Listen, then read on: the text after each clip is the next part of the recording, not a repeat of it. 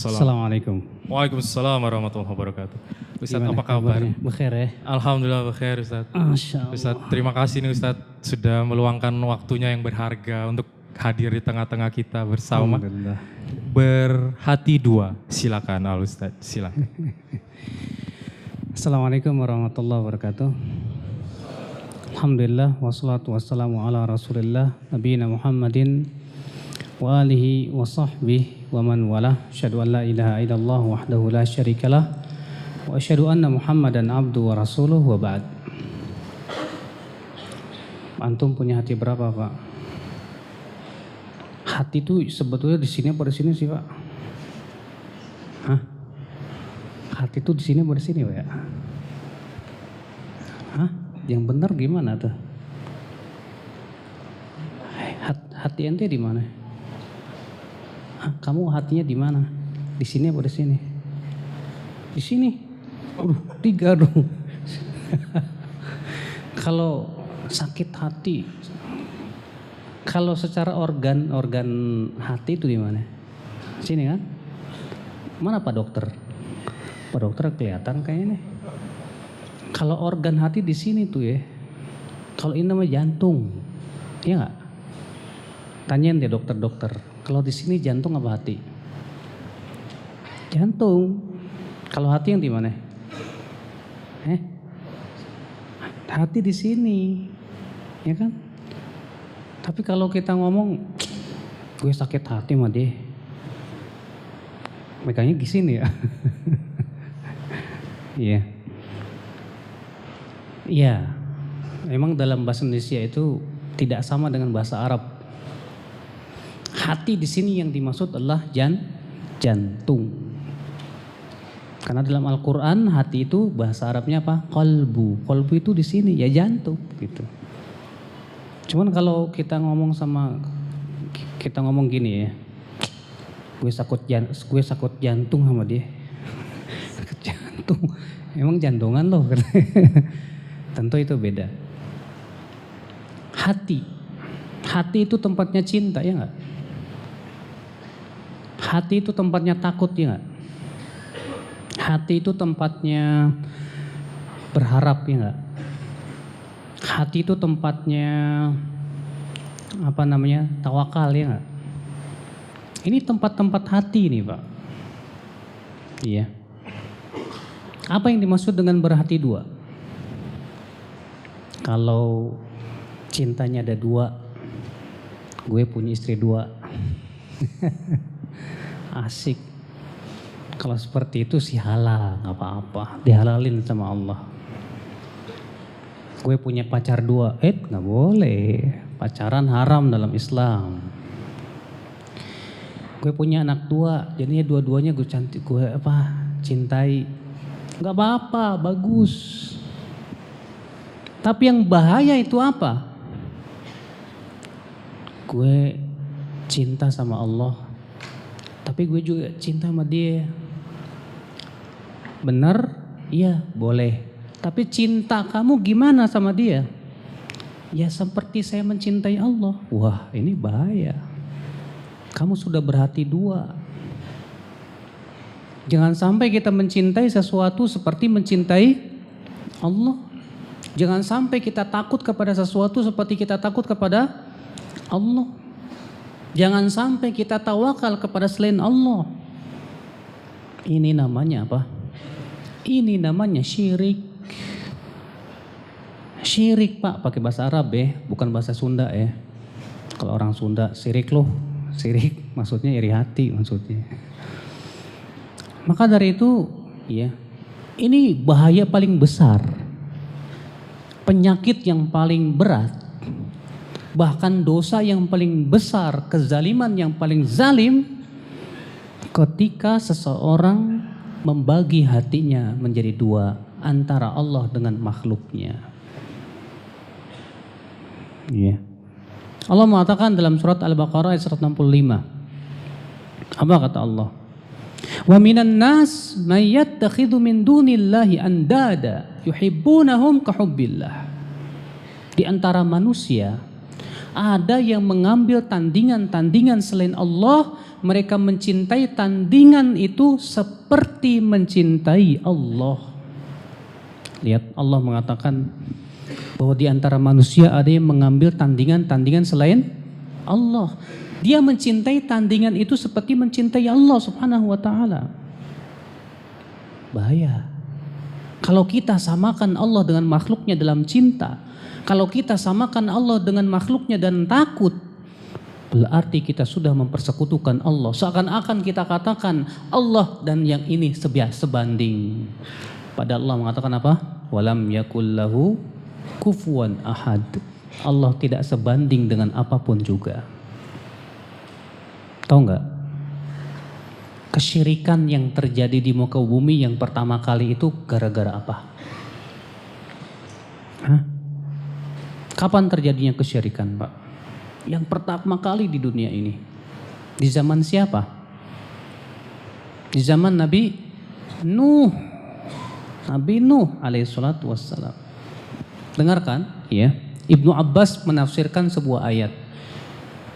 Allah Ta'ala berfirman, "Kana an-nasu ummatan wahidah, faba'atsallahu an-nabiyyina mubasysyirin wa mundhirin." Adalah manusia tadinya di atas satu akidah. Kata Ibnu Abbas, adalah anak Adam 10 generasi yang pertama itu semua di atas akidah tauhid. Lalu datanglah suatu kaum yang apabila orang-orang solehnya meninggal dunia, digambar. Kemudian dibikin patung-patung. Tadinya belum disembah, belum. Mereka menggambar itu tujuannya untuk apa? Motivasi ibadah. Tapi lama-lama apa yang terjadi? Terjadilah penyembahan kepada patung-patung orang soleh itu. Makanya kemudian Allah mengutus Nabi Nuh. Dalam keadaan kaumnya Nabi Nuh menyembah 5 patung orang soleh. Tahu namanya? Siapa saja? Yawuth, Ya'uq, terus Wad, Suwa, Nasr. Nih, 5 patung besar yang disembah oleh kaumnya siapa? Nabi Nuh alaihissalatu wassalam. Semuanya orang soleh. Yang kemudian dibikin jadi patung. Yang kemudian dibikin jadi monumen. Rupanya kesyirikan yang pertama kali terjadi di muka bumi ini karena berlebihan mencintai orang soleh. Mencintai wali. Kalau di Indonesia ada Wali Songo ya. Ada Sunan Bonang, Sunan Kudus, Sunan Gunung Jati, Sunan Abu Daud. Masuk nggak Sunan Abu Daud? Enggak ya? Sunan Kalijaga, Sunan apa lagi? Sunan udah. Sunan Ampel, Sunan apa lagi? Sunan Nasai, Sunan Ibnu Majah. Lihat, mencintai wali boleh nggak? Wajib.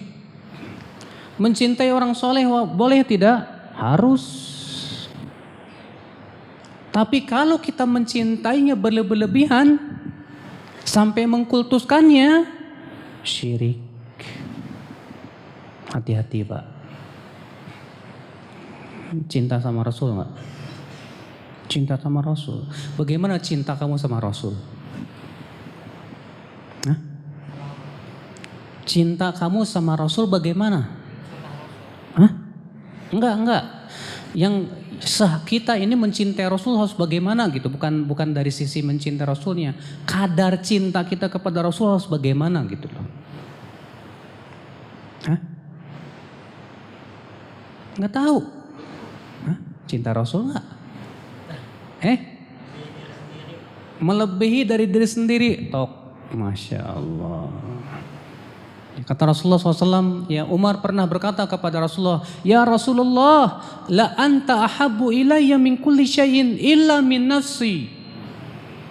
Hai Rasulullah, engkau lebih aku cintai dari segala sesuatu kecuali dari diriku, hai Rasulullah. Apa kata Rasulullah? La ya Umar. Tidak hai Umar. Kamu tidak sempurna imanmu sampai kamu cintai dari dirimu sendiri. Apa kata Rasulullah? Al-an ya Rasulullah, la anta ahabbu ilayya min kulli syai'in hatta min nafsi. Sekarang hai Rasulullah, engkau lebih aku cintai dari segala sesuatu sampai dari diriku sendiri. Kata Rasulullah apa? Al-an ya Umar, sekarang sempurna imanmu hai Umar. Tapi ternyata kita diperintahkan untuk mencintai Rasulullah dari segala sesuatu. Tapi ternyata Rasulullah bersabda apa? La tuturuni kama atratin nasara Isa ibn Maryam. Jangan kalian berlebih-lebihan memuji aku. Sebagaimana orang-orang Nasrani berlebih-lebihan memuji siapa? Isa ibn Maryam. Insya Allah. Padahal Rasulullah Pak, manusia yang paling baik di dunia. Manusia yang wajib kita cintai dari segala sesuatu. Ternyata Rasulullah mengatakan jangan kalian memuji aku secara berlebihan, kata Rasulullah SAW. Pernah Rasulullah SAW datang. Rupanya para sahabat berdiri untuk menyambut kedatangan Rasulullah. Ya, berdiri. Maka Rasulullah wajahnya langsung berubah merah. Melihat itu para sahabat pun duduk semuanya. Gak ada yang berani untuk berdiri. Kata Anas, tidak ada orang yang paling dicintai oleh para sahabat kecuali Rasulullah. Tapi mereka tidak berani untuk berdiri menghormati kedatangan beliau. Karena mereka tahu Rasulullah tidak suka itu. Bayangkan. Iya, kalau kita kan seneng ya Pak ya. Kita datang orang-orang pada berdiri, wah kayaknya gimana gitu. Rasulullah nggak suka bahkan Rasulullah mengatakan man sarrahu an yatamatsala lahu an-nasu qiyaman falyatabawwa maq'adahu minan nar. Siapa yang merasa suka orang-orang berdiri menghormati dirinya, hendaklah ia mempersiapkan tempatnya dalam api neraka, kata Rasulullah SAW. Makanya kita jangan suka Pak, kalau kita datang orang-orang berdiri pada menghormati kita. Rasulullah nggak suka. Pernah Rasulullah mendatangi suatu kaum. Kemudian kaum ini berkata begini, ya Rasulullah, anta sayyiduna wa ibnu sayyidina. Wahai Rasulullah, engkau sayyid kami, anak dari sayyid kami. Apa kata Rasulullah? As-sayyid huwallah, ayyuhan nas, la yastahwiyannakumu syaitan. Innama ana abdun, faqulu abdullahi wa rasuluh. Sayyid itu hanyalah Allah. Hai manusia, jangan sampai setan menyeret kalian kepada kesyirikan. Aku ini hanyalah hamba. Ucapkan saja hamba Allah dan Rasulnya. Hadis ini dari Imam Ahmad dan yang lainnya dengan sanad yang sahih. Bayangkan. Padahal ini Rasulullah loh Pak. Rasulullah lebih hebat dari Wali Songo enggak? Rasulullah SAW lebih hebat dari para ulama tidak? Oh iya dong. Iya. Ternyata Rasulullah SAW tidak suka diberikan pujian yang berlebih-lebihan seperti itu. Pernah Rasulullah pulang dari perang Tabuk. Lalu ada seorang wanita, hamba sahaya, budak wanita ya. Saking gembiranya dengan kedatangan Rasulullah yang selamat dari peperangan, dia pun kemudian bernyanyi sambil menabuh rebana. Lalu ia berkata, wa fina nabiyyun ya'lamu ma fi ghadin. Kami punya nabi yang tahu apa yang akan terjadi besok. Mendengar itu Rasulullah marah kepada wanita ini. Marah Rasulullah SAW. Kata Rasulullah SAW apa? Quli biqauliki au bi ba'di qauliki. Kamu itu ucapkan yang wajar. Aku ini hamba Allah. Masya Allah. Lihat bagaimana Rasulullah SAW menanamkan jiwa-jiwa tauhid di hati-hati para sahabat. Rasulullah SAW tidak mau dijadikan tandingan selain Allah. Tidak mau Pak. Dalam riwayat Imam Ahmad, ada seorang laki-laki berkata kepada Rasulullah begini, Masya Allah wa syi'ta ya Rasulullah. dengan kehendak Allah dan kehendak engkau wahai Rasulullah. Apa kata Rasulullah? Aja'altani lillahi nidda? Apakah kamu hendak jadikan aku sebagai tandingan selain Allah? Qul masya Allah wahdah. Katakan dengan kehendak Allah saja. Orang ini berkata apa? Dengan kehendak Allah dan kehendak engkau wahai Rasulullah. Rupanya Rasulullah mengingkari. Apa kata Rasulullah? Apakah kamu hendak menjadikan aku tandingan selain Allah? Subhanallah, lihat. Iya. Siapa yang berucap ini? Rasul, Pak. Rasul. Rasul wajib kita cintai tidak? Wajib. Harus lebih kita cintai dari segala sesuatu. Kata Rasulullah, la yu'minu ahadukum hatta akuna ahabba ilaihi min waladihi wa walidihi wan nasi ajma'in. Tidak beriman seseorang dari kalian sampai aku lebih ia cintai dari anaknya, ayahnya, dan dari seluruh manusia. Tapi ternyata Rasulullah tidak mau dijadikan tandingan selain Allah. Masya Allah. Iya. Maka dari itu Bapak sekalian, kita mencintai Rasul wajib. Tapi jangan samakan dengan cinta kita kepada Allah. Kita mencintai orang tua sudah keharusan. Tapi jangan kau samakan cinta kita kepada orang tua dengan cinta kepada Allah. Cinta sama istri? Cinta nggak Pak? Punya istri nggak Pak? Apa lagi duda nih? Ini wajahnya wajah ngeduda nih, lagi jomblo nih, lagi galau kayaknya nih. Cinta nggak sama istri Pak? Cinta kan? Iya, cinta sama istri lumrah. Semua suami cinta istri, istri cinta suami. Tapi ingat, jangan samakan cintamu kepada istri seperti mencintai Allah Subhanahu wa Ta'ala. Hati-hati. Cinta memang fitrah, tapi cinta bisa berubah menjadi kesyirikan, Pak. Yang apabila seseorang meninggal di atasnya, dia akan kekal dalam neraka jahanam, khalidan mukhalladan fiha, selama-lamanya kekal dalam api neraka. Na'udzubillah. Maka dari itu, ya akhi, a'azakallah wa iyyakum. Coba cinta yang kita ada di hati kita ini, jangan sampai cinta tersebut menjerumuskan kepada kesyirikan, ya akhi. Ya. Cinta kita kepada Allah harus segala-galanya. Tapi terkadang maaf aja Pak, dalam aplikasinya terkadang sulit gitu kan. Iya. Ketika kepentingan Allah dan Rasulnya bertabrakan dengan kepentingan pribadi. Wah, ini paling susah nih. Kita menginginkan sesuatu, tapi Allah dan Rasulnya tidak menginginkan itu. Disitulah diuji cinta kita kepada Allah Subhanahu wa Ta'ala. Makanya kalau ada orang berkata, ya Allah, saya cinta engkau ya Allah. Allah akan berkata, aku uji kamu. Benar enggak kamu cinta sama Allah Subhanahu wa Ta'ala?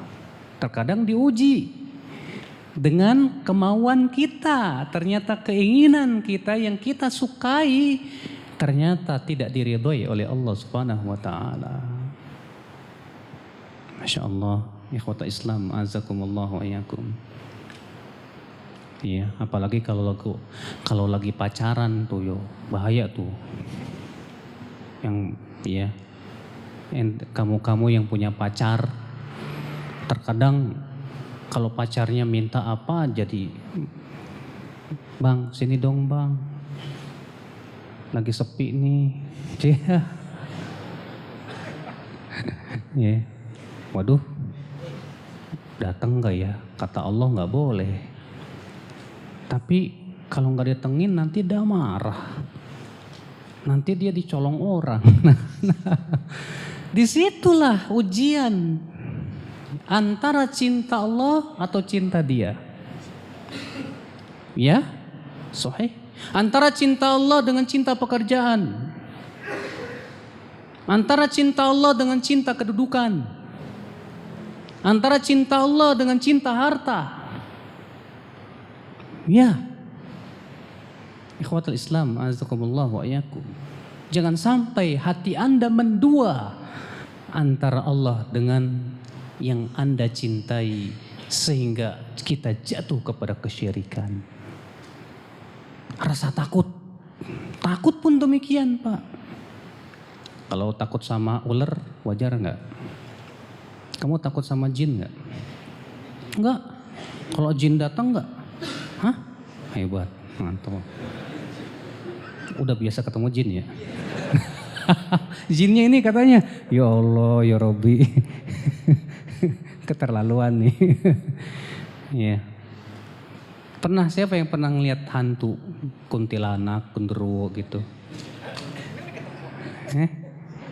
Ada yang pernah ngeliat nggak kuntilanak? Ada yang pernah ngeliat hantu gitu? Hah? Sering? Oh enggak? Oh temennya? Ya akhi, Nabi Musa aja takut ketika ngelihat tongkatnya gerak-gerak sendiri.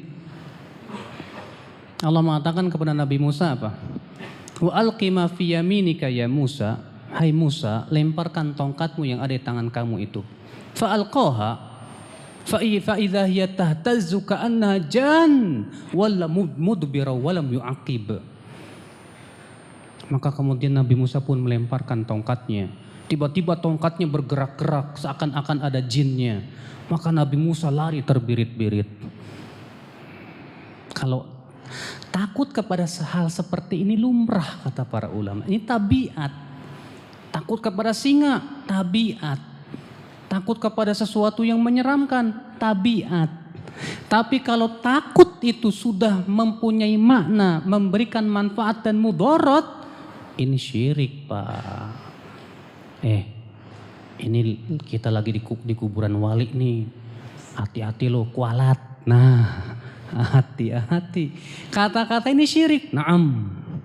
Seakan-akan nih mayat bisa memberikan manfaat dan mudarat. Allah mengatakan qul la amliku li nafsi naf'an wala darran illa ma syaa Allah dalam surat Al-A'raf ayat 188. Katakan, aku tidak memiliki untuk diriku manfaat dan mudarat kecuali dengan apa yang Allah kehendaki. Itu Rasulullah yang disuruh mengatakan begitu ya. Tidak ada. Terkadang kita ngelewatin pohon angker. Terus kita bilang begini, misi. Ada nggak Pak? Kalau pakai mobil, tin gitu kan. Ngapain ditinin? Enggak, itu permisi sama jinnya. Penunggu pohon katanya. Lah, nanti kalau dia ngejawab, silakan. Lu lari nggak? Lari juga. Ya elah. Buat apa? Kenapa? Nggak perlu. Ya. Seakan-akan kita itu meminta perlindungan dari jin tersebut. Nggak boleh. Padahal kata Rasulullah SAW apa? Man nazala manzilan, siapa yang singgah di sebuah tempat yang angker, lalu ia mengucapkan ucapan ini, a'udzu bikalimatillahi tammati min syarri ma khalaq, maka ia tidak akan dibahayakan oleh apapun sampai ia meninggalkan tempat tersebut. Daripada ngucapin permisi, mending kita ucapkan a'udzu bikalimatillahi tammati min syarri ma khalaq. Itu yang diajarkan oleh Nabi sallallahu alaihi wasallam ya akhul Islam azakumullah wa iyyakum. Terkadang inilah Pak, takut yang berisi ya keyakinan bahwa sesuatu itu bisa memberikan manfaat dan mudarat. Takut seperti ini bisa syirik Pak. Bahkan syiriknya bukan kecil lagi itu, bisa syirik besar ya akhul Islam azakumullah. Ada orang pakai apa? Pakai gelang, pakai cincin. Kenapa kamu pakai cincin itu? Pakai gelang? Biar nggak ditimpa bala. Emang cincin tuh diisi apa? Ya ada ininya, ada isinya lah. Jimat namanya. Syirik nggak Pak? Syirik Pak. Dia sudah tawakal kepada jimat itu. Oh enggak, saya enggak tawakal sama jimat kok. Saya tawakalnya sama Allah. Cuman syariat aja ini sih.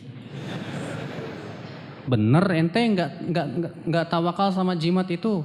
Coba ente buang jimat itu. Oh jangan. Terkadang kan orang pakai jimat tuh kalau jimatnya ketinggalan, ketakutan.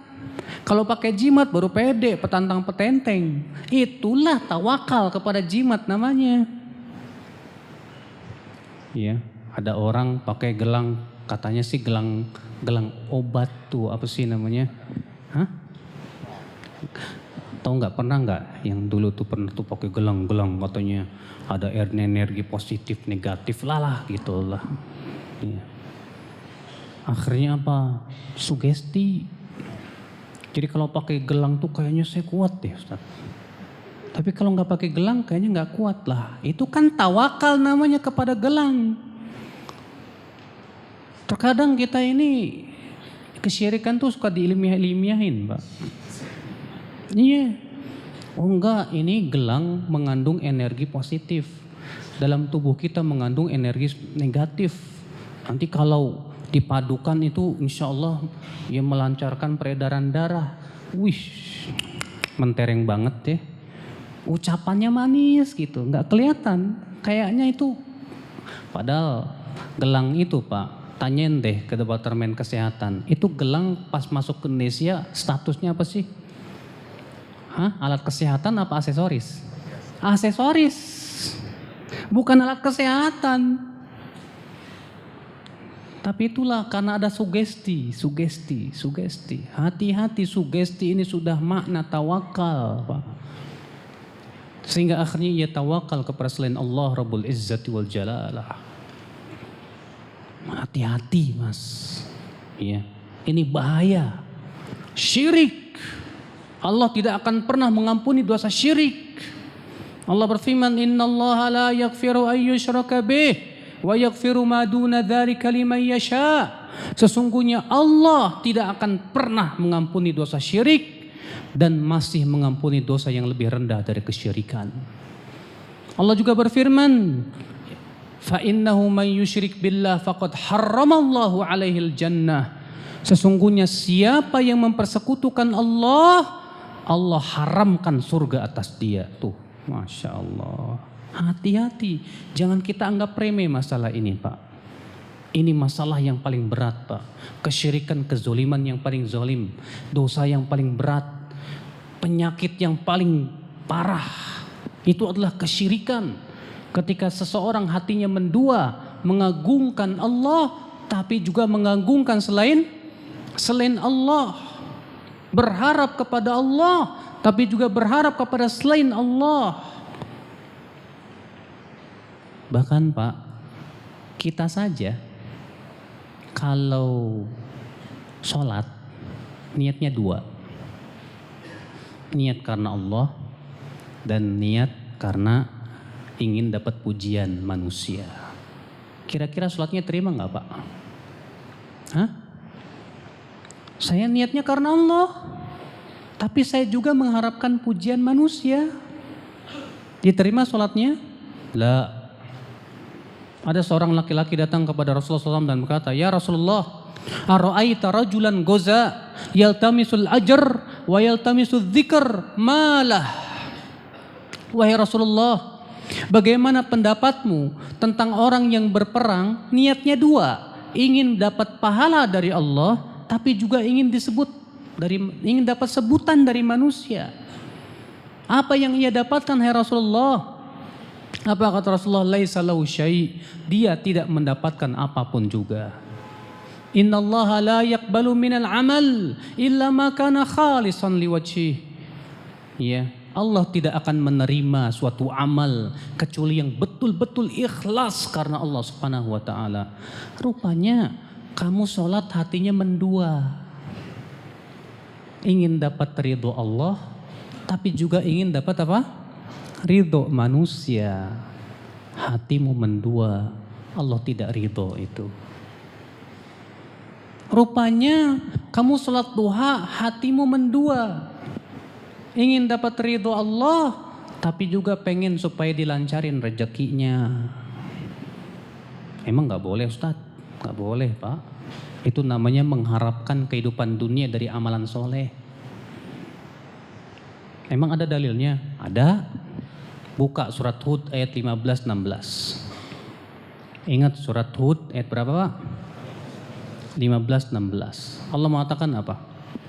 Man kana yuridul hayatad dunya wa zinataha nuwaffi ilaihim a'malahum fiha wa hum fiha la yubkhasun ulaika alladhina laysa lahum fil akhirati illa an-nar wa habita ma sana'u fiha wa batilum ma kanu ya'malun. Barang siapa yang menginginkan kehidupan dunia dan perhiasannya, maka kami akan berikan apa yang ia inginkan dari amalannya tersebut tanpa dikurangi. Mereka itu, kata Allah, tidak akan mendapatkan apapun dalam kehidupan akhirat kecuali api neraka. Batal apa yang mereka amalkan, sia-sia apa yang mereka usahakan, kata Allah Subhanahu wa taala. Rupanya, tapi Ustadz kemarin saya berinfak Ustadz. Kenapa? Saya menginfakkan mobil Timur saya niatnya biar diganti Vios Ustadz. Terus diganti enggak? Belum juga diganti. Nah Bapak rugi Pak. Ini ada orang nanya ke saya. Iya. Loh kok rugi Ustadz? Iya. Bapak infakin Timor niatnya biar diganti Vios ya kan? Iya. Bapak enggak dapat pahala. Yang kedua belum tentu diganti oleh Allah. Loh kok bisa begitu? Iya, nih dengerin hadisnya. Rasulullah SAW bersabda, man kanat hammuhu dunya, siapa yang niatnya dunia, farraqallahu alaihi syamlah, Allah cerai beraikan urusannya. Wa ja'alal faqra baina ainaihi, Allah jadikan kefakiran di pelupuk matanya. Wa lam ta'tihi minad dunya illa ma kutibalah, dan dunia tidak akan mendatanginya kecuali sesuai dengan yang ditakdirkan saja untuk dia. Kemudian Rasulullah SAW apa lagi? Wa man kanat hammul akhirah, tapi siapa yang keinginannya akhirat saja, sabbatallahu alaihi amrah, Allah akan kokohkan urusan dia. Wa ja'alal ghina fi qalbihi, Allah jadikan kekayaan di hatinya. Wa atathu dunya wa hiya raghimah, dan dunia akan mendatanginya dalam keadaan dunia hina di matanya. Jadi kalau Bapak sedekah lillahi ta'ala saja, Allah pasti kasih pahala, pasti. Yang kedua, pasti diganti oleh Allah Pak. Walaupun Bapak tidak mengharapkan ganti dari Allah, pasti diganti oleh Allah. Jadi nggak perlulah ya, ketika kita infak harapannya diganti di dunia. Ya, itu sih sudah janji Allah. Mana yang lebih besar, Pak? Mana yang lebih besar? Pahala akhirat atau dunia? Hah? Akhirat, ya udah cukup. Iya. Kalau kita yakin akhirat, insya Allah akhirat lebih baik. Tapi Ustadz kalau saya meniatkan akhirat doang, saya nggak dapat dunia dong. Ente suudon sama Allah. Orang yang bersedekah itu kan kata Rasulullah pasti diganti sama Allah. Udah pasti, ya udah itu mah udah janji. Tetap hati kita mengharapkan wajah Allah semata ya akhwat Islam, azakumullah wa iyyakum. Nah kan inilah terkadang hati kita suka mendua gitu Pak. Iya. Kita sedekah mengharapkan, kita ibadah mengharapkan akhirat, tapi juga mengharapkan dunia. Hatinya mendua. Kita sholat mengharapkan wajah Allah, tapi juga mengharapkan wajah manusia. Hatinya mendua. Ini Allah tidak pernah ridho. Allah berfirman, ana aghna syuraka'i anisyirk, dalam hadis qudsi ya. Aku yang paling tidak membutuhkan sekutu. Faman asyraka fihi ma'i ghairi taraktuhu wa syirkah. Siapa yang mempersekutukan aku dengan yang lain, aku tinggalkan ia dan kesyirikannya itu.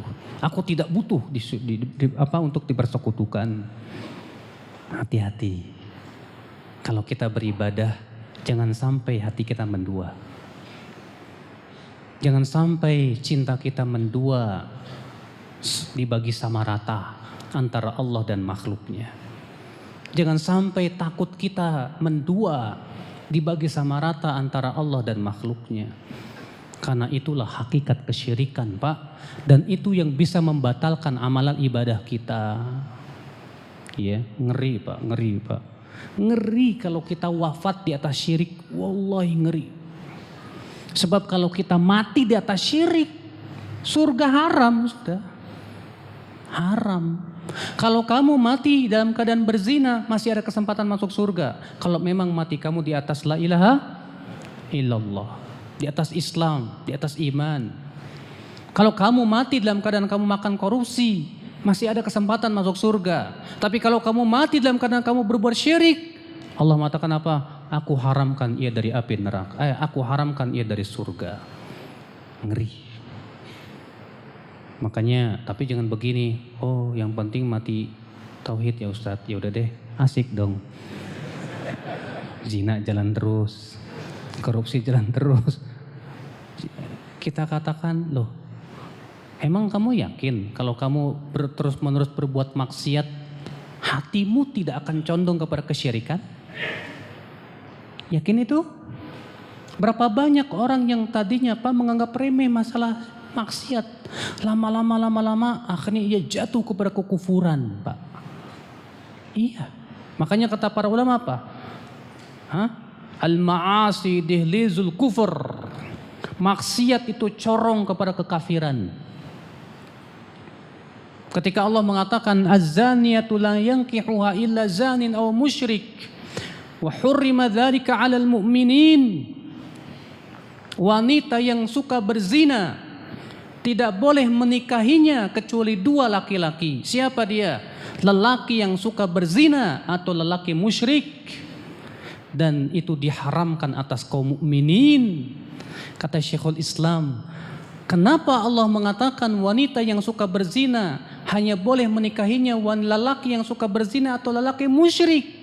Karena zina corong kepada kesyirikan. Siapa yang bisa menjamin?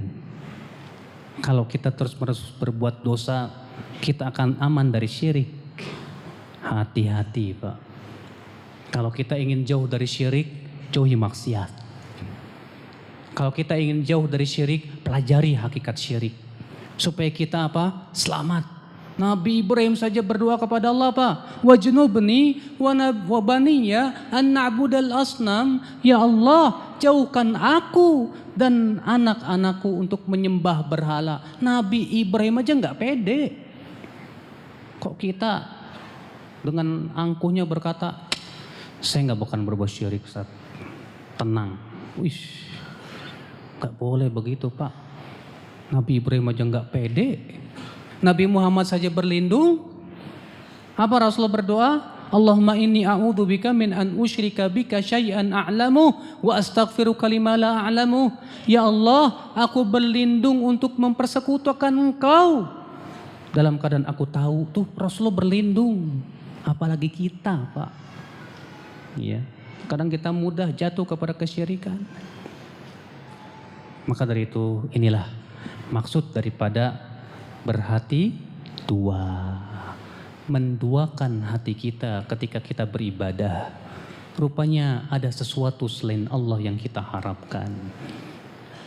Semoga penjelasan saya paham gak? Hah? Ini kayaknya pada bengong. Ada juga yang udah remang-remang liwawat tuh deh gini. Aduh, iya. Taib, segera cukup dari saya. Khair Ustaz, jazakallah khair Ustaz. Terima Jazakallah kasih khair. atas penjelasannya. Silakan kita buka sesi tanya jawab. Silakan Mat. Wow, Wah, banyak yang mau Masya Allah. jawab. Masya Allah. Yang pertama lihat sana nih. Sana yang pakai silakan. baju batik. Ada mic-nya, silakan. Kita harapkan pertanyaannya berkesesuaian dengan materi. Biar supaya lebih nendang lagi kita.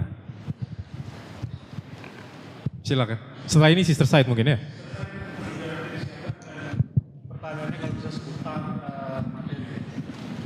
Assalamualaikum warahmatullahi wabarakatuh. Waalaikumsalam warahmatullahi wabarakatuh. Waalaikumsalam Terima warahmatullahi kasih atas kesempatan yang diberikan. Saya Nam- Dani dari Setiabudi. Dengan siapa?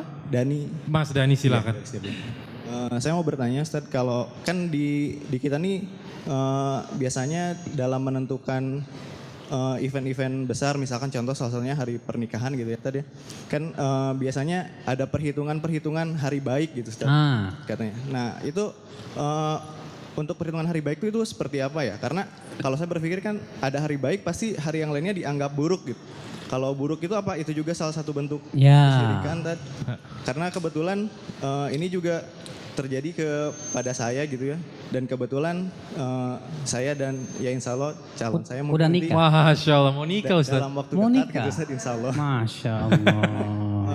Mabruk. Terjadi ya adu pendapat lah masalah itu. Nah jadi saya juga karena nggak menginginkan untuk berdebat ya udah saya bilang terserah deh gitu kan. Nah cuma kalaupun saya mengiyakan apakah itu juga termasuk mengiyakan hari Iya. baik dan hari sial tadi gitu Ustaz. Mohon penjelasannya. Terima kasih Mas Dani. Kita diundang nggak nih ngomong-ngomong semuanya? Insya Allah. Enggak ya? Terima kasih. Silakan Ustaz. Akhi, meyakini ada hari buruk, hari baik, ini keyakinan masyarakat jahiliyah. Bukan dari Islam. Rasulullah bersabda apa? At-tiyaratu syirkun, kata Rasulullah. Tiarah menganggap sia dengan sesuatu itu termasuk kesyirikan. Nama kamu siapa? Dihitung. Nama calon kamu? Dihitung. Oh, kamu harus nikah di bulan ini, di hari ini, tanggal sekian. Cocok. Kenapa? Karena sesuai dengan hitung-hitungannya. Terus kalau nggak sesuai, nanti sial. Emang yang memberikan kesialan kamu apa Allah? Yang memberikan kesialan Allah. Yang memberikan manfaat dan mudarat Allah. Rasulullah saja dikatakan apa dalam surat Al-A'raf tadi surat 188? Qul, katakan hai Muhammad, la amliku li nafsi naf'an wala darran illa masya Allah. Aku tidak memiliki untuk diriku manfaat dan mudarat kecuali apa yang Allah kehendaki. Terus gimana Ustadz, saya berdebat sama orang tua saya? Dakwahi. Fahamkan. Bu, maaf. Saya alhamdulillah pengikut Rasulullah. Ibu pengikut Rasulullah kan, Bu? Rasulullah SAW mengabarkan dalam hadisnya bahwa itu termasuk kesyirikan, Bu. Tidak ada hari baik, tidak ada hari buruk. Yang memberikan manfaat dan mudarat hanyalah Allah, Ibu. Dakwahi dulu ya, dakwahi dulu, fahamkan, bawakan dalilnya, bawakan perkataan ulamanya. Kalau udah dibawain, ngeyel juga. Kalau nggak ngikutin, gagal kawin. Waduh, gimana nih? Udah Bu, pokoknya saya tidak akan pernah mau ya meyakini keyakinan-keyakinan seperti itu. Tapi nak, kamu harus ikut ibu. Kamu harus menikah tanggal segini-segini. Ya udah, nikah aja tanggal segitu tanpa kita meyakini. Karena kita lemah, gimana lagi? Ketika kita mengiyakan, apakah kita setuju? Tidak, hati kita tidak setuju. Tapi masalahnya saya harus nikah sama dia.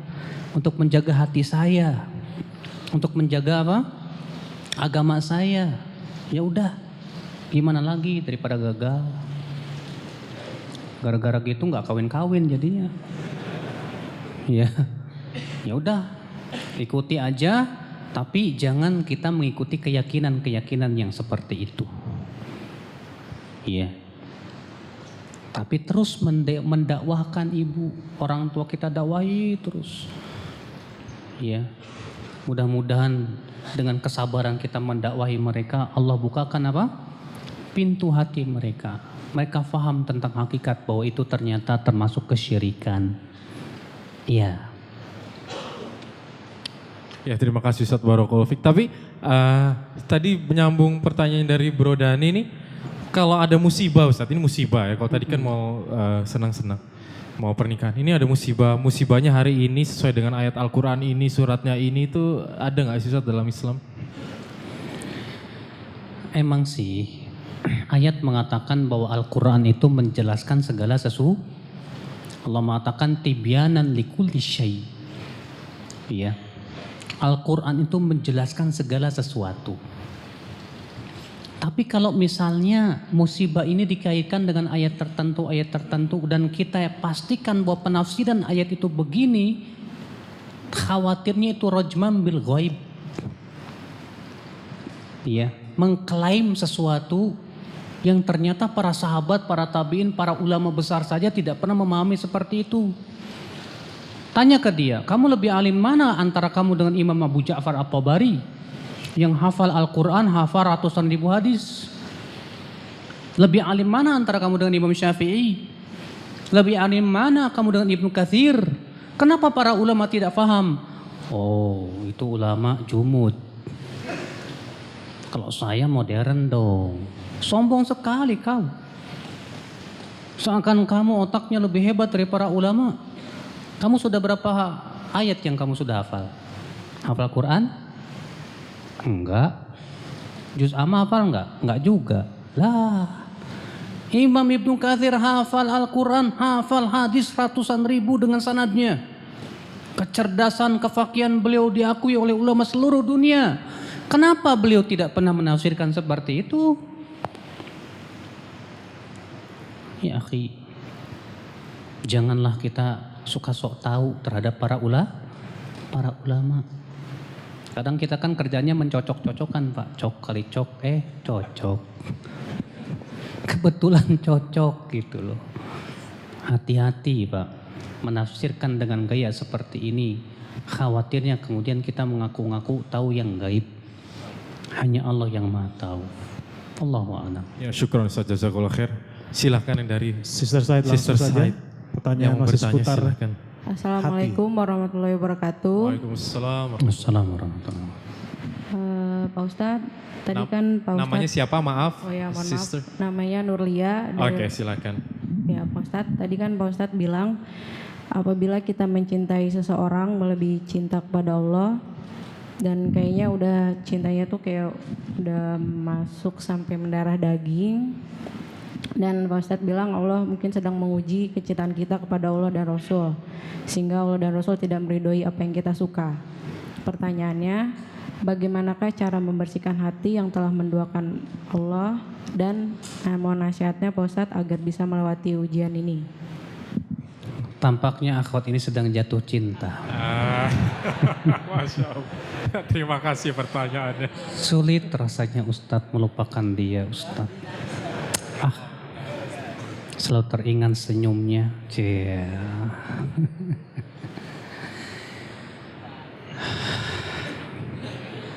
Memang kalau sudah lagi jatuh cintrong paling susah Pak. Soalnya dulu juga saya pernah begitu.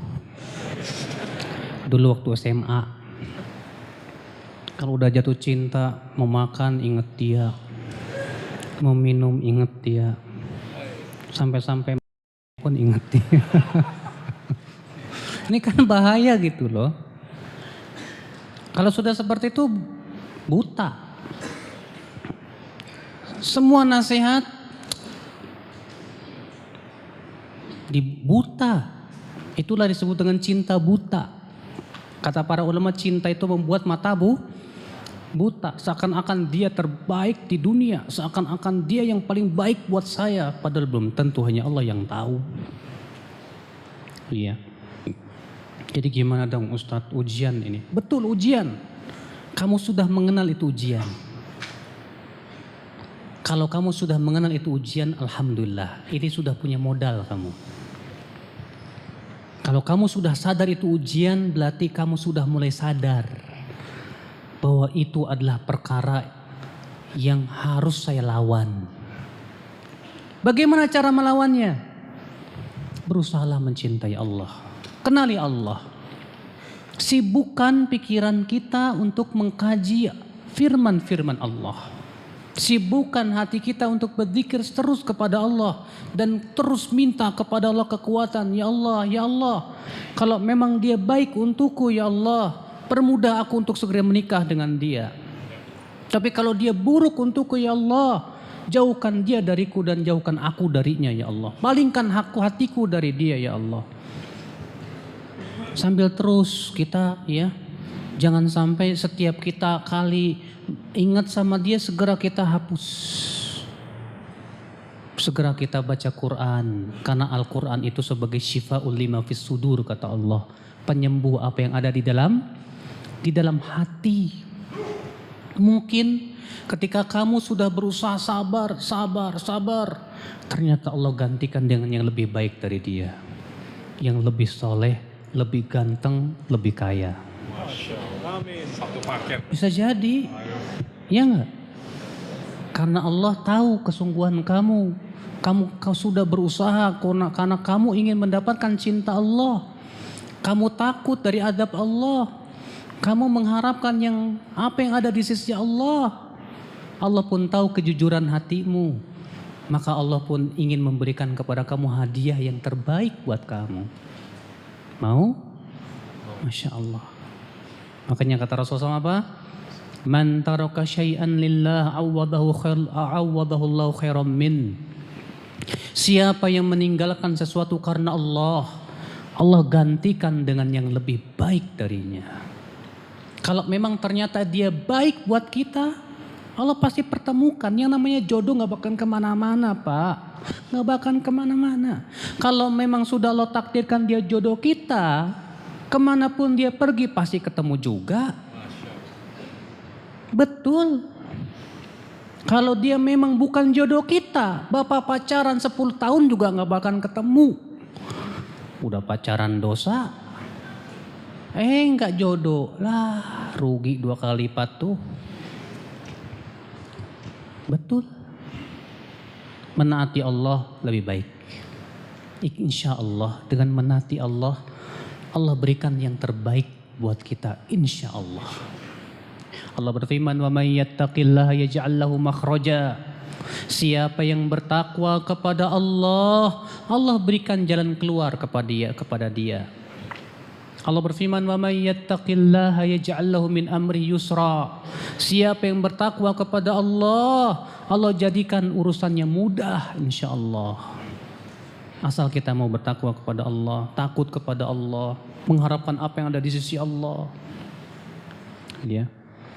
Nah, jadi kemudian kita pikirin nih, saya cinta sama dia, tapi betulkah dia lelaki yang baik buat saya di sisi Allah?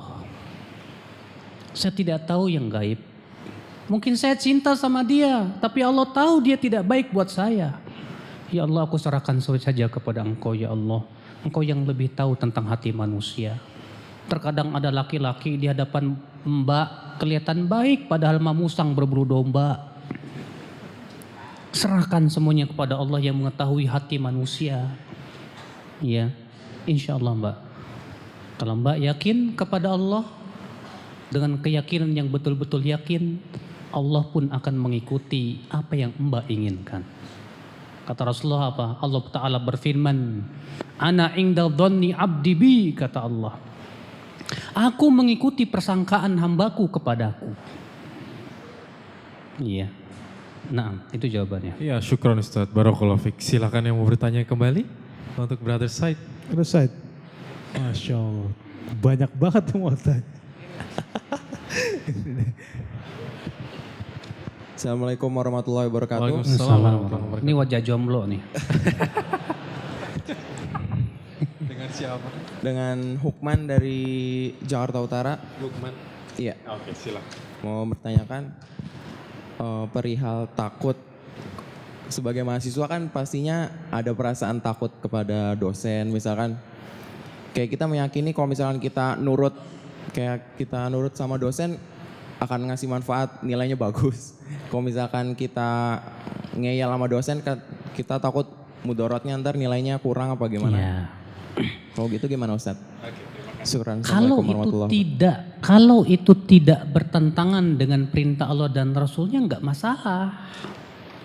Yang masalah itu kalau dosen menyuruh kamu kepada perkara yang tidak sesuai dengan Al-Quran dan hadis.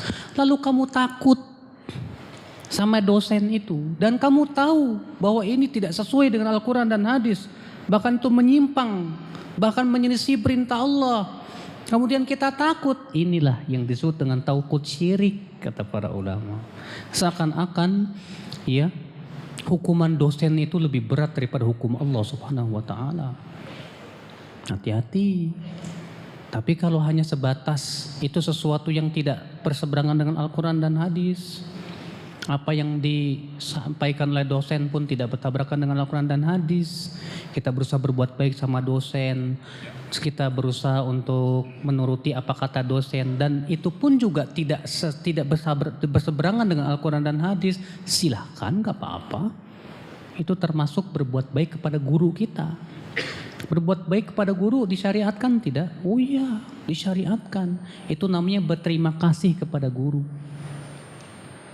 Iya. Allahu a'lam. Atur nuhun Ustadz, silakan yang mau bertanya kembali. Sister Said langsung. Sister Said, ada yang ada yang mau bertanya. Assalamualaikum Silakan. warahmatullahi wabarakatuh. Waalaikumsalam warahmatullahi wabarakatuh. Tadi kan Ustadz bilang kita harus mencintai Rasulullah Sallallahu Alaihi Wasallam. Apakah acara Maulid Nabi tersebut termasuk bentuk cinta kita pada Rasulullah? Dan apakah acara tersebut itu merupakan tasyabuh? Jika acara tersebut tidak disarankan, pertanyaan saya, mengapa masih banyak yang merayakannya hingga diakbarkan dalam suatu komunitas tertentu yang guru-guru mereka yang katanya masih memiliki sanad dengan Rasulullah? Menurut Ustaz bagaimana? Mohon bimbingnya. Terima kasih. Wassalamualaikum warahmatullahi wabarakatuh. Waalaikumsalam warahmatullahi wabarakatuh. Dengan siapa? Assalamualaikum warahmatullahi wabarakatuh. Mbak, kita mencintai Rasul tuh jangan setahun sekali napa? Masa mencintai Rasul setahun sekali? Mencintai Rasul tuh tiap hari gitu loh. Orang yang cinta Rasul itu dia akan merasa senang menaati perintah Rasul. Dengar azan, Rasulullah memerintahkan sholat. Semangat dia pergi sholat. Itu namanya cinta Rasul. Iya. Setiap hari kita mengkaji, ketika baca hadis Nabi, Masya Allah. Kita merasa bahagia, gembira ketika kita mempelajari hadis-hadis Nabi SAW. Itu namanya cinta Rasul. Rasulullah SAW gimana sih tampilannya?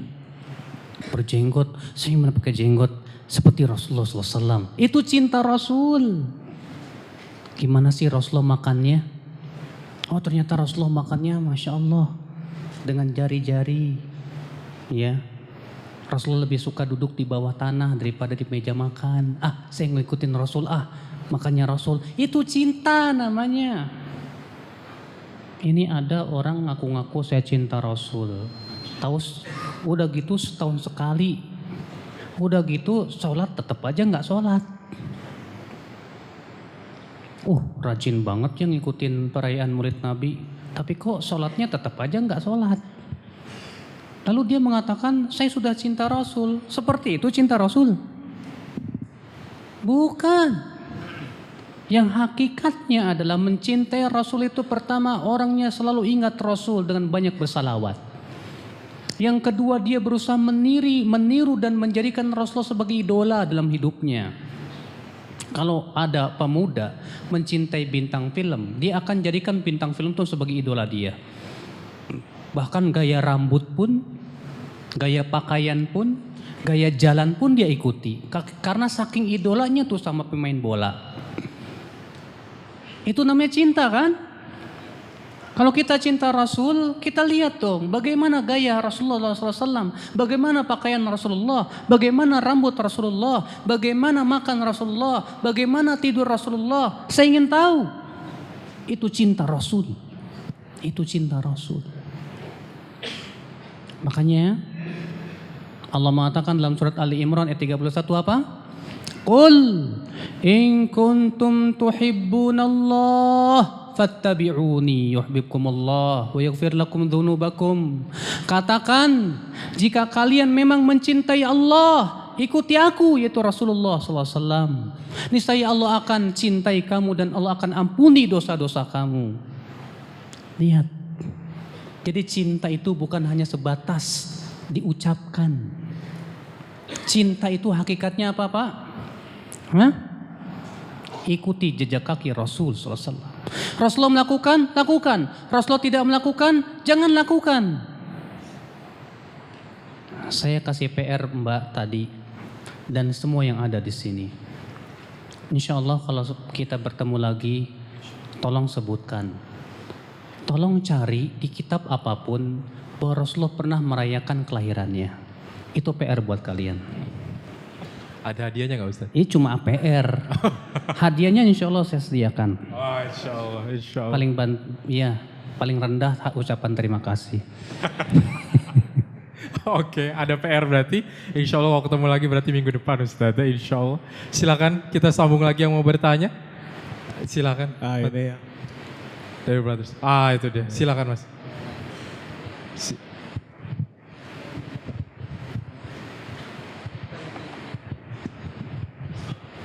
Sebutkan namanya.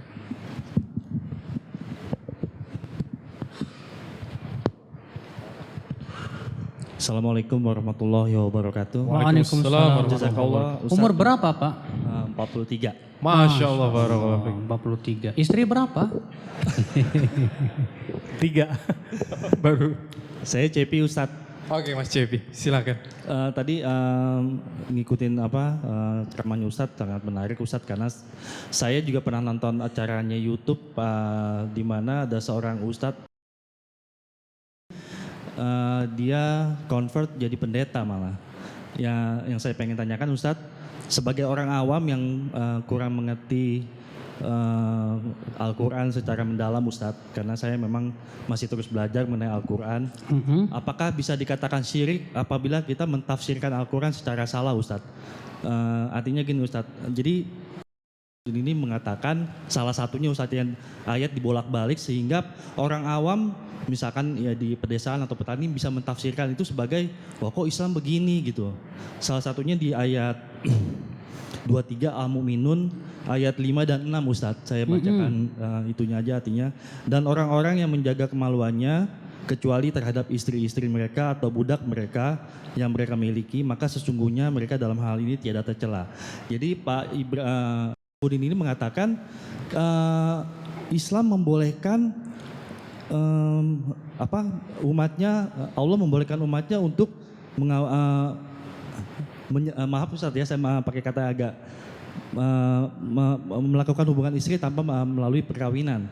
Artinya dari ayat ini Ustaz, ini implementasinya adalah implementasi budak itu ya. Iya, implementasinya adalah makanya di Arab banyak TKW yang diperkosa Ustaz. Dari ayat ini dibolak-balik, jadinya seakan-akan dibolehkan karena mereka itu kan TKW dianggapnya sebagai budak gitu Ustaz. Jazakallah khair Ustaz. Assalamualaikum warahmatullahi wabarakatuh. Waalaikumsalam warahmatullahi wabarakatuh. Terima kasih Mas Cepi. Ngeri juga nih Ustaz, silakan Ustaz. Sebetulnya yang dia ucapkan benar Pak, bahwa Islam membolehkan menikahi budak yang dimilikinya tanpa harus nikah. Tapi itu khusus budak. Dan di zaman sekarang tidak ada perbudakan. Adanya budak letik.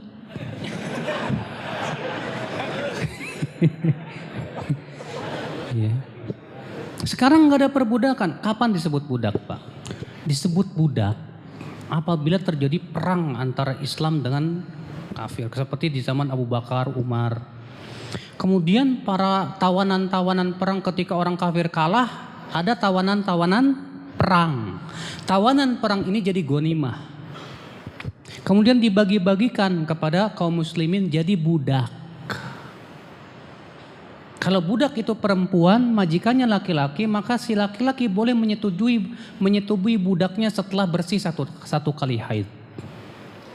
Itu Allah halalkan. Iya. Tapi nggak bisa dikiaskan dengan pembantu.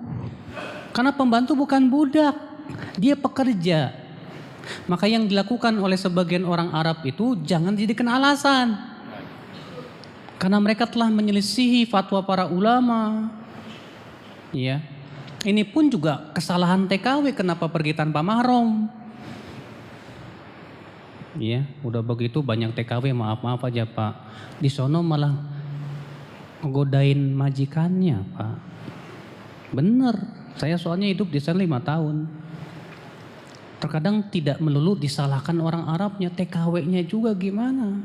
Suka ngegodain ya, apa namanya, majikannya, ya laki-laki digodain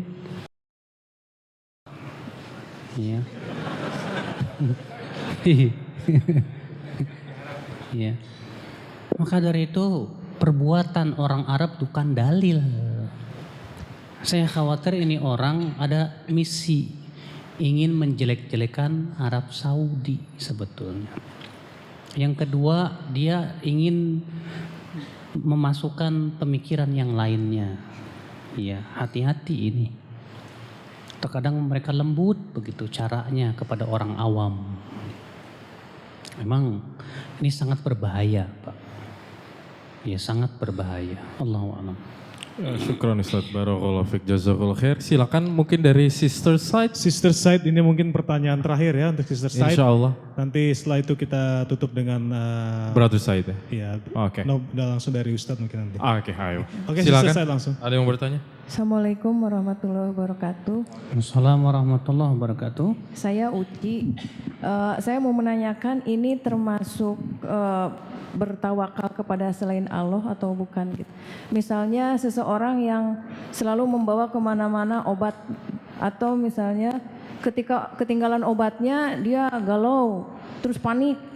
Nah, apakah ini sesuatu yang lumrah atau sudah bertawakal kepada obat gitu? Atau misalnya kepada dompet yang lupa ketinggalan atau HP gitu. Gitu. Nah, terus bagaimana sikap kita misalnya ini kan sering terjadi gitu. Bagaimana untuk menghibur diri menjadi kita tetap bertawakal kepada Allah walaupun tanpa HP, tanpa dompet misalnya gitu. Dan tanpa obat. Assalamualaikum warahmatullahi wabarakatuh. Assalamualaikum warahmatullahi wabarakatuh. Pertanyaan cerdas. Masya Allah. Iya, saya katakan ini pertanyaan bagus sekali. Karena terkadang kita tidak terasa diseret sedikit demi sedikit sehingga hati kita ada jenis penyandaran. Obat, ketinggalan obatnya puyeng. Kalau memang dia puyeng karena kalau dia nggak makan obat sekali langsung kambuh, wajar. Karena dia ada penyakit yang selalu harus makan obat. Kalau dia sekali nggak makan obat harus ngulangi itu dari awal lagi. Kayak obat apa itu? Hah? Paru-paru tuh. Iya. Kalau sekali terlambat, ya ngulangin lagi. Kalau ini wajar. Hal seperti ini nggak masalah. Iya, karena kebutuhan. Tapi kalau dia punya keyakinan seakan-akan kalau tanpa obat hidup saya tidak akan tenang, wah itu. Atau obatlah yang memberikan kesembuhan pada dirinya, bisa syirik lagi itu. HP. Memang Pak, HP itu sekarang jadi kebutuhan primer Pak. Kalau HP ketinggalan ribut, HP saya hilang. Tapi kalau istri ketinggalan tenang aja. Iya. Kenapa kamu kok begitu sangat ketakutan dengan HP? Soalnya HP saya mahal Ustadz, 12 juta, hilang, ya wajar. Itu bukan termasuk syirik.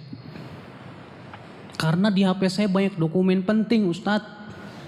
Kalau saya itu HP hilang, aduh, itu banyak dokumen-dokumen penting soalnya di situ. Wajar. Kalau kita merasa apa? Khawatir. Iya. Tapi kalau karena HP itu yang memberikan kebahagiaan di hati kita, tak dulu. Maka dari itu ya akhi, azakumullah, harus dilihat keadaan di hati itu kenapa dia sampai dia seperti ketakutan gitu, kegelisahan gitu. Kenapa sebabnya? Harus dilihat dulu sebabnya. Nggak mutlak dikatakan oh itu syirik, oh itu enggak. Ya tergantung seperti yang saya sebutkan tadi. Allahu a'lam. Oke Ustadz, terima kasih. Tadi menyambung pertanyaan Mas Cepi, mungkin belum dijawab, kita terlewat Ustadz. Kalau menafsirkan ayat Al-Quran dengan asal-asalan itu apakah ini termasuk kesyirikan atau bukan? Tergantung. Oke. Kalau dia tafsirkan dengan tafsir kesyirikan ya syirik gitu kan. Tapi kalau tafsirnya tafsir yang menyimpang tidak sampai kepada kesyirikan, yaitu dosa. Kata Imam Ibnu Katsir, ya. Kata beliau, wa amma tafsirul Quran bi mujarradir ra'yi faharamun. Dalam muqaddimah tafsir Ibnu Katsir, Ibnu Katsir berkata begini, adapun menafsirkan Al-Quran hanya sebatas dengan ra'yu, akal pikiran saja, maka itu haram hukumnya. Hukumnya apa? Haram. Bahkan bisa masuk kepada apa? Ayat yang Allah mengatakan apa? Qul innama harrama rabbiyal fawahisha ma dhahara minha wa ma batan wal ithma wal baghya bighairil haqqi wa an tusyriku billahi ma lam yunazzil bihi sultana wa an taqulu 'ala Allahi ma la ta'lamun. Katakan, sesungguhnya yang diharamkan oleh Rabbku fahisyah yang tersembunyi maupun yang terlihat, dan dosa, dan berbuat zalim di muka bumi dengan tanpa hak, dan kamu mempersekutukan Allah. Lihat, Allah memulai dari yang kecil dulu. Fahisyah, dosa, zalim, terus apa? Syirik. Kemudian Allah menutup ayat itu dengan apa? Dan kamu berkata atas Allah dengan tanpa ilmu. Kata para ulama, kenapa Allah menutup ayat itu dengan berkata tanpa ilmu atas Allah? Karena itu sebab utama terjadinya kesyirikan dan berbagai macam penyimpangan. Dia menafsirkan Al-Quran seenaknya. Berarti ia berkata atas Allah dengan tanpa ilmu. Bahaya sekali. Ya, Allahu a'lam. Jazakallah khair Ustadz, terima kasih. Mungkin kayaknya satu lagi tuh ada opa kita di belakang tuh, Mat. Oke, mau bertanya setelah ini mungkin akan kita close Ustadz. Mic-nya kalau dari Ahwat bisa langsung nggak? Bisa berdiri Bapak? Mic dari Sister Side bisa di pass on ke dikasih ke Bapak ini. Ada opa kita mau bertanya. Setelah ini mungkin akan kita dengarkan kesimpulan ya insya Allah Oke. Ya sebentar Bapak. Panitia dari Sisters mungkin mic-nya bisa didistribusikan. Oke, Dokter Firas. Itu ada Pak, ada mic-nya. Terima kasih. Terima kasih dokter. Ini Pak Dokter nih. Ini Pak dokternya. Masya Allah.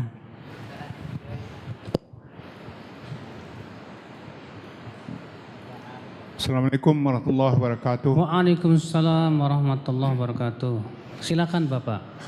Pada kesempatan yang baik ini cukup ramai kita di Masjid Agung ini menyaksikan peristiwa terakhir ini adalah adanya LGBT. LCD. Tolong Ustadz jelaskan sejauh mana yang bertentangan dengan Al-Quran dan Sunnah Nabi atau hukum-hukum yang bisa kita pakai untuk menolak bahwa akan dipakai dasarnya HAM.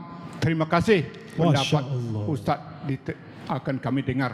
Terima kasih. Dengan Bapak siapa? Maaf Bapak. Nama saya At-Tahir. Pak At-Tahir, ya. Terima kasih. Jazakallah khair. Silakan Ustadz. Pertama, Allah Subhanahu wa taala di dalam Al-Qur'an menceritakan tentang kaumnya Nabi Lut. Allah mengatakan, kata Lut kepada kaumnya, "Atatuna al-fahisyata ma sabaqakum biha min ahadim minal alamin. Innakum latatuna rijala syahwatan min dunin nisa." Ya. Kalian wahai kaumku mendatangi sebuah perbuatan yang tidak pernah dilakukan oleh sebelum kalian. Kalian mendatangi lelaki sesama jenis dengan syahwat, sementara kalian kepada wanita kalian tidak mau. Kemudian kaumnya tetap ngeyel, bahkan mengusir Nabi Lut alaihissalatu wassalam. Maka Allah pun kirimkan kepada mereka adabnya yang sangat pedih. Rasulullah SAW bersabda dalam riwayat yang mutawatir, diriwayatkan oleh banyak sahabat, la'anallah al-mukhannithina minar rijal wal mutarajjilati minan nisa. Semoga Allah melaknat lelaki yang menyerupai wanita dan wanita yang menyerupai laki-laki. Diriwayatkan Abu Daud, Tirmidzi, Nasai dan para ulama. Ya, hadis dan hadisnya mutawatir, saking banyaknya itu hadis dalam kitab-kitab para ulama. Iya. Di sini Rasulullah melaknat lelaki yang menyerupai siapa? Wanita, dan wanita yang menyerupai laki-laki. Bahkan dalam satu riwayat yang lain Rasulullah sabda, akhrijum min buyutikum, usir mereka dari rumah-rumah kalian. Keras. Seluruh umat sepakat, seluruh ulama dari zaman ke zaman, dari semenjak zaman sahabat, tabi'in, tabi'ut tabi'in, imam yang 4 dan semuanya, bahwasanya pelaku liwat itu pelaku dosa besar. Bahkan hukumnya dalam Islam pun sangat berat, Pak. Apa itu? Naam. Iya. Dibawa ke tempat yang tinggi, dijatuhkan. Begitu.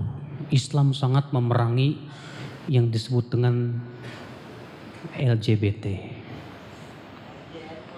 Tapi memang negeri kita tidak melaksanakan. Berarti usaha kita apa? Pertama, berusaha bagaimana mereka mau bertaubat kepada Allah. Yang kedua, berusaha untuk mendatangkan para dokter supaya mereka bisa sembuh. Gimana caranya? Karena ini penyakit dan insya Allah ada obatnya. Karena Rasulullah mengatakan setiap penyakit ada obatnya. Perlulah para dokter untuk dikumpulkan apa obat yang paling baik untuk mereka yang punya penyakit seperti ini. Karena ini hubungannya Pak berhubungan dengan masalah perilaku. Iya, berarti harus para psikiater dan psikologis yang paham untuk memberikan obat-obat yang bermutu buat mereka. Jangan dibiarkan, jangan dibiarkan. Iya, bayangkan kalau Indonesia semuanya seperti itu, coba. Punah masyarakat Indonesia, Pak. Gimana? Enggak punah, enggak punya anak, laki-laki sama laki-laki, perempuan sama perempuan. Ya, kalau tentaranya LGBT semuanya, walau, aduh, negara jadi payah. Ya, ya Rob. Kita mau diadab seperti kaumnya Nabi Lut? Mau tidak? Kalau tidak mau, kita harus berusaha untuk menyelamatkan semua bangsa ini dari adab Allah subhanahu wa ta'ala. Allahu a'lam. Ya, syukran Ustaz, jazakallah khair. Mungkin saatnya kita mendengarkan kesimpulan dari Berhati Dua pada malam ini. Silakan Ustaz. Dan nanti untuk Sister Side bisa turun dari sebelah kanan atau sebelah kiri kita, sebelah kiri saya. Brother Side nanti setelahnya di sisi kiri ya, atau sisi kanan saya. Ya. Pada Ustaz. Silakan Ustaz untuk kesimpulannya. Kesimpulannya, hendaklah kita betul-betul menyelamatkan diri dari menduakan Allah dengan makhluknya. Jangan sampai kita mengambil tandingan selain Allah.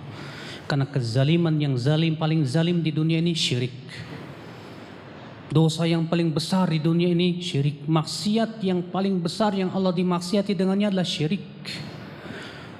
Maka waspadalah kata Bang Nafi. Kewajiban kita berusaha untuk jangan sampai kita jatuh kepada kesyirikan sampai akhir hayat kita. Nah, jazakallah khair Ustaz atas materinya malam ini. Semoga bermanfaat dan Allah Subhanahu wa taala menjauhkan kita dari kesyirikan. Insya Allah kita akan berjumpa lagi minggu depan, dan mohon maaf kita ada beberapa mungkin yang mau bertanya tapi belum bisa kita ajukan pertanyaannya. Insya Allah pekan depan insya Allah kita akan lanjutkan. Hati-hati di jalan, kita tutup dengan doa kafaratul majelis. Himbauan untuk yang Sister Side, kalau sudah selesai dan tidak ada mahram, misalkan belum punya mahram, silakan langsung pulang karena manfaat besar dari malam ini adalah kajiannya, bukan di bawahnya. Oke. Oke. Subhanakallahumma wa bihamdika asyhadu alla ilaha illa anta astaghfiruka wa atubu ilaik. Assalamualaikum warahmatullahi wabarakatuh.